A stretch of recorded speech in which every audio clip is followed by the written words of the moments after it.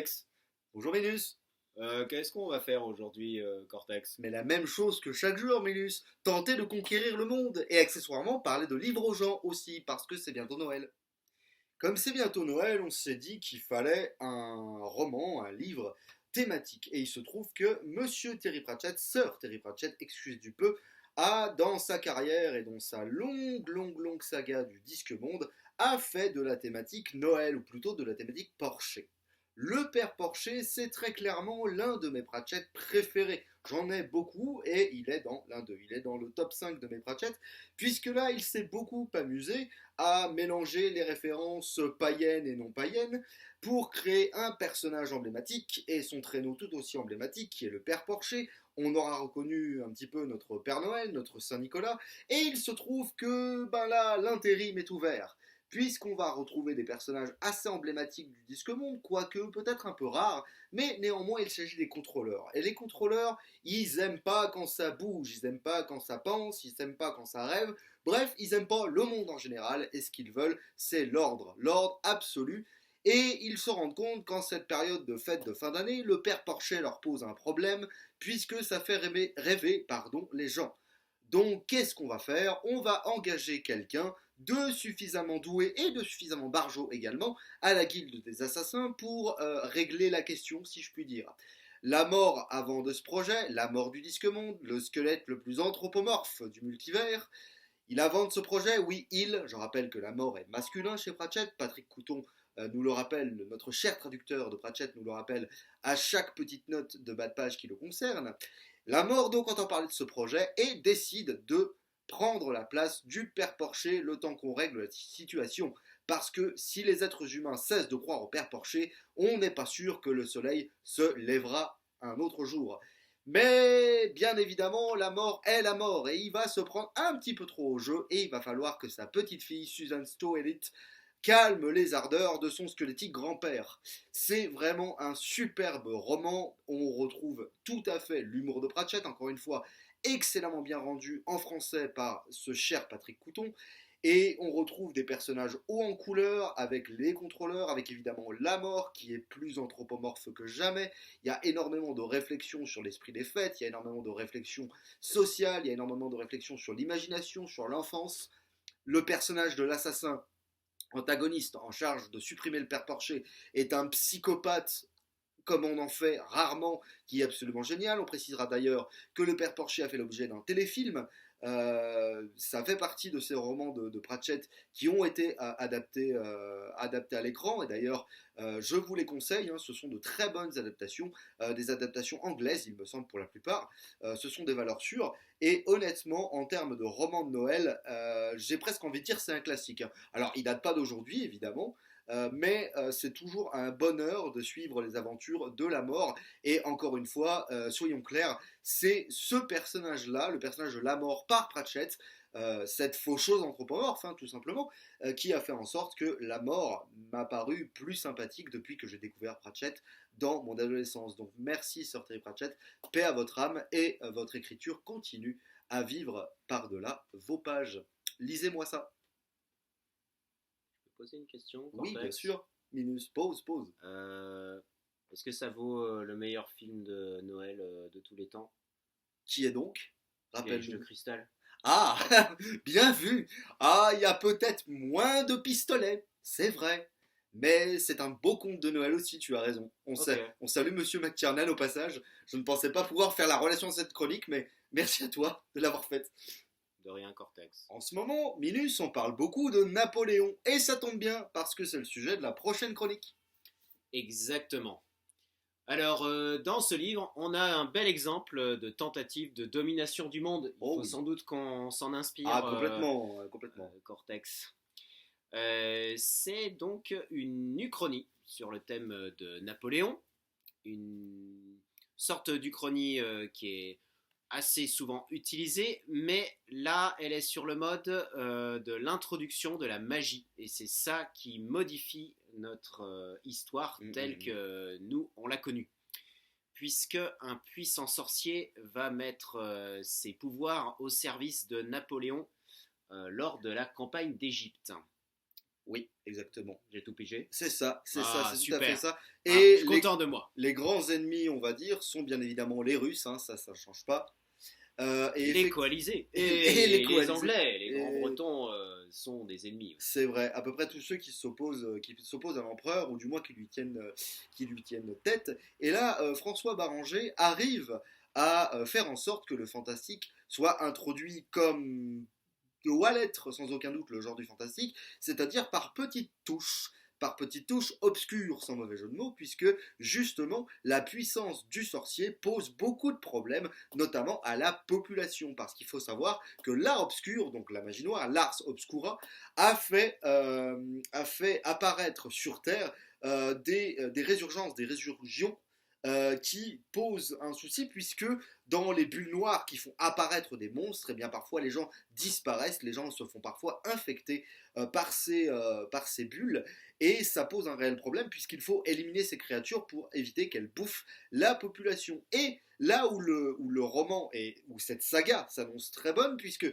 pour l'instant on a 2 livres, une pentalogie est prévue, il me semble, hein, c'est ça, hein, donc 5 de prévus. Là où l'idée est très bonne, me semble-t-il, c'est que, alors il y a peu de chapitres, ça reste des bouquins épais, oui, mais en fait le principe c'est qu'on va suivre des personnages un par un, dont les arcs narratifs vont parfois se recouper, mais en fait ça permet de vous montrer une véritable fresque littéraire qui pourrait, j'emploie le mot de fresque parce que je trouve que ça pourrait très bien, si De Noël m'entend et si François Varranger est d'accord, ça pourrait très bien être adapté au cinéma cette affaire-là. Franchement, ce serait chouette, ce serait très très très très beau à voir animé à l'image. Mais le fait est que c'est dense, c'est touffu. C'est passionnant, mais il y a beaucoup de personnages, donc il faut s'accrocher un petit peu et se rappeler au départ de qui est qui.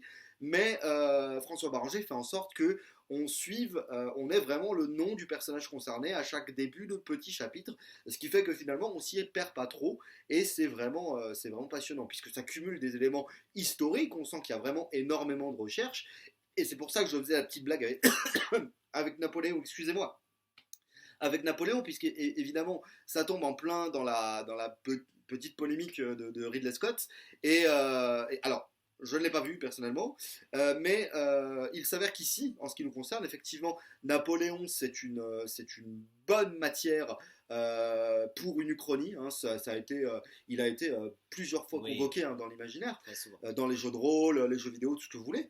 Et là, il se trouve que on sent vraiment qu'il y a de la part de François Barranger une réelle volonté de nous mettre dans l'ambiance, de nous mettre dans l'historicité je pense, la plus respectueuse possible, puisque même au niveau du vocabulaire, au niveau des mesures, alors il y a une naturaliste qui est l'une des personnages principales, qui étudie beaucoup l'encyclopédie de d'Alembert et Diderot, et elle est naturaliste, donc elle manipule énormément les plantes, elle manipule un petit peu de magie, mais ça vous verrez.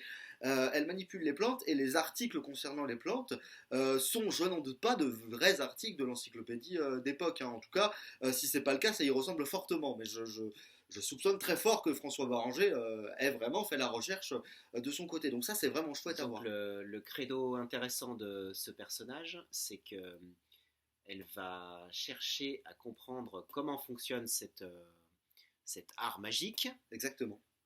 En se servant de méthodes scientifiques, oui. En se disant il n'y a pas de raison, il doit y avoir un fondement rationnel, on doit pouvoir, et un certain nombre d'éléments qu'elle trouve l'amènent à composer des recettes qui, pour le coup, fonctionnent. Oui. Même n'a pas de lien avec la magie, mais ça marche. Et c'est justement ça que j'ai trouvé très rigolo et bien pensé aussi dans certaines scènes, c'est que, alors, d'une part, c'est une femme, et pour la société de cette époque, pour certains, notamment les militaires et notamment les gens au pouvoir, ça pose problème, parce que justement, c'est un personnage haut en couleur, et c'est un personnage qui dans sa façon de penser, va poser un problème, et dans sa façon de faire. Il y a toute une traque, il y a toute une histoire d'espionnage, enfin je vous laisse découvrir. Mais le fait est que ce qu'elle pratique va passer parfois pour certains personnages pour être de la magie, alors qu'elle répond que c'est de la médecine. On sent les soubresauts d'une médecine, d'une nouvelle médecine impliquant la nature, et les procédés naturelles tout simplement, les plantes, qui va passer progressivement dans la mentalité. Il y a une jolie scène notamment où elle est dans une taverne et elle va aider une petite fille qui a des problèmes vraisemblablement d'asthme, hein, et en fait elle va la soigner. Au départ les parents sont extrêmement méfiants, elle pense qu'elle pratique limite une certaine forme de Oui, une sorcellerie. sorcellerie. Oui. Voilà. Mais non, en fait, elle se sert vraiment de poudre et de procédés médicaux. Et le personnage, je trouve le personnage très très fort par Oui. rapport à ça. D'autant qu'il y a vraiment, ce que j'ai bien aimé, c'est qu'il y a vraiment une dimension de magie noire. Il y a un vrai sorcier. Il y a Elegast, me semble-t-il, c'est son nom. C'est le sorcier d'Empire, hein, comme l'indique le nom du premier tome. C'est le sorcier d'Empire qui est aux côtés de Napoléon, qui l'aurait aidé à sa conquête militaire. Et c'est-à-dire que la notion de magie existe vraiment. Il y a ce qu'on appelle la garde hermétique, la garde sombre, qui sont les soldats d'Elégast et de Napoléon et qui maîtrisent la magie. Et donc c'est une vraie forme de sorcellerie. Il y a ce qu'on appelle la langue interdite, je crois que ça s'appelle la langue Il y a un interdite. langage interdit. Langage interdit, voilà, qui sert à déclencher les différents effets. Donc voilà, il y a vraiment cette dichotomie très forte, mais parfois elle se rejoint entre une véritable forme de magie, de sorcellerie qui répond au merveilleux, au fantastique, mais il y a aussi l'idée que dans les mentalités scientifiques, eh bien, on va passer de quelque chose d'assez obscur à quelque chose de parfaitement tangible, qui est donc la médecine. Et ça, je trouve que c'est fort. Il y a un beau mélange entre Ouais. le côté traditionnel et merveilleux de certains gestes qui pourraient être ancestraux. Donc un certain nombre se révèlent être d'un point de vue analytique totalement magique, Ouais. et d'autres en fait sont tout à fait analysables Oui. rationnellement. C'est Voilà. ça qui est vachement intéressant. Et c'est On ça a que un mélange j'adore. des différents personnages Ouais. et des différents points de vue. Oui. Et puis, vraiment, c'est-à-dire qu'il y a le dosage, je trouve le dosage parfait. C'est, comme vous pouvez peut-être le voir, c'est quand même des bons pavés. Ils ont une taille honorable, ces bouquins-là. Et François Ça Barranger, se lit très ça bien. se lit très bien. J'allais dire, ça se lit comme un roman. Exactement. Voilà. Et puis, un peu moins de 500 pages chaque. Voilà, donc c'est pas trop méchant. Et Non, puis, ça ça va. Mais ce que j'aime bien aussi, je viens d'y penser à l'instant, vois-tu, je pensais à la dimension cinéma, mais en fait, il y a même une dimension rôliste. Je trouve que les personnages seraient très bien dans un jeu de rôle, hein, qui pourrait être inspiré de ce bouquin. Oui. Encore une fois, si l'éditeur et l'auteur m'entendent, moi, franchement, maîtriser un personnage tel que Ludwig, le chasseur de primes, ça peut être très cool, quoi, vraiment. Très, très chouette. Minus, tu as envie de nous présenter quelque chose? Oui, alors je suis très très bien rentré, et même plus que ça, dans ce roman de SF pur. Ça tombe bien, on s'est mis devant les bouquins de fantasy pour en parler. La technique. Romain Benassaya est un auteur récent que j'avais encore jamais pratiqué, on va dire. Il a pas mal de bouquins à son actif maintenant. Ça, c'est le dernier qui est paru. Ça fait partie d'une série entre guillemets, puisque on peut lire les romans de manière relativement indépendante les uns des autres. On est dans une histoire d'exploration de mondes habitables, en fait, dans l'univers de Romain. Les humains vont dans l'espace, voyagent à vitesse un petit peu plus rapide que ce qu'on pourrait espérer dans notre physique actuelle. Et ils se rendent compte que un certain nombre de mondes abritent la vie, mais pas d'intelligence. Voilà. Donc on peut aller s'installer. Il faut se méfier un peu de la biologie locale. La technologie permet de s'arranger avec, un coup de micro-robots et de nanotechnologie embarqués dans le corps. C'est assez passionnant, ça se lit très bien, les personnages me hype pour l'instant, alors voilà. C'est Ça, paru c'est chez Critique, hein? Tout est paru chez Critique, en plus chaque couverture est magnifique. Oui, hein, pouvez vous en pouvez juger, le voir ici. Les livres sont très très très très chouettes. D'ailleurs, Critique fait toujours des superbes Oui, livres. il n'y a pas trop à s'inquiéter, hein. On salue notre ami Étienne et sa symphonie atomique notamment. C'est ça. Voilà.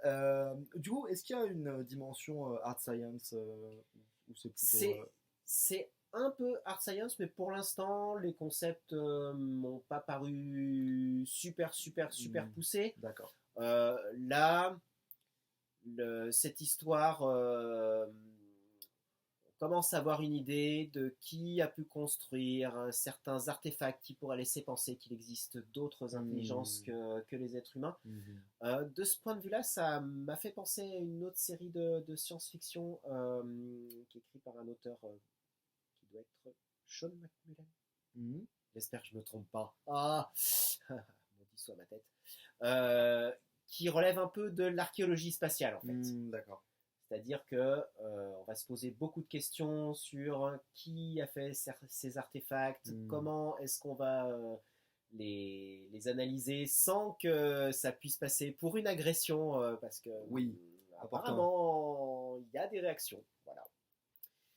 Et c'est ça qui est pas mal. À la fois le côté construction, voyage dans l'espace, contact avec une intelligence et toutes les questions qu'on peut se poser sur la manière de rentrer en communication. D'accord, et donc celui-ci est sorti en novembre, c'est bien ça, hein? Exactement. Voilà, donc un chouette petit cadeau à placer sous le sapin pour les amateurs de SF. Faire découvrir. Eh bien, merci pour cette présentation, mon cher Minus. Rien, mon cher Cortex. Eh bien voilà, mon cher Minus, on leur a proposé un certain nombre de petites choses à offrir. C'est déjà la fin de cette vidéo, et la meilleure chose qu'on puisse faire, c'est de vous souhaiter un joyeux Noël et de bonnes fêtes. De très bonnes fêtes de fin d'année. Mangez du chocolat. Oui. Si vous en trouvez pas trop cher. Pas Et trop, mais mangez bon, plein d'autres choses. Des comme livres. vous avez Mangez envie, des livres. Mangez des livres. Mangez des livres, c'est Ça bon à la santé. Reste moins sur les Ça stores, reste- plus sur les étagères. Ouh, et mais- encore, là on sait pas. Et encore, On sait pas. oui. En tout cas, merci à vous de nous suivre, ça nous fait très très plaisir de faire ces vidéos. On va complètement changer l'ambiance le mois prochain. Coucou Christophe Siebert. Voilà, je vous ferai une petite présentation de son cycle. Et en attendant, voilà, profitez bien des moments en famille, profitez de l'esprit de Noël qui déjà nous envahit avec nos bonnets et autres. Et puis merci à vous pour nous permettre aussi de faire cette petite aventure. Et merci à toi, Minus Fred. Il n'y a pas de quoi. Et piège de cristal bientôt. Piège de cristal. Ah bah oui. Ah bah ça y est, ça va être le. C'est la nuit de Noël. Tout le monde dormait paisiblement, à l'exception des 4 qui rentraient par la porte arrière. J'ai déjà vu le Père Noël être une ordure. Donc, Ah bah oui. Ah bah il reste peut-être maman j'ai raté l'avion. Hein, Ah oui, ça fait partie. Ça fait partie des classiques. Eh oui, que voulez-vous. Allez, je me pars. quoi qu'il en soit. Piège de cristal, t-shirt crade, ça c'est Noël. Tout à fait. Allez, profitez-en. À bientôt. Bonne fête.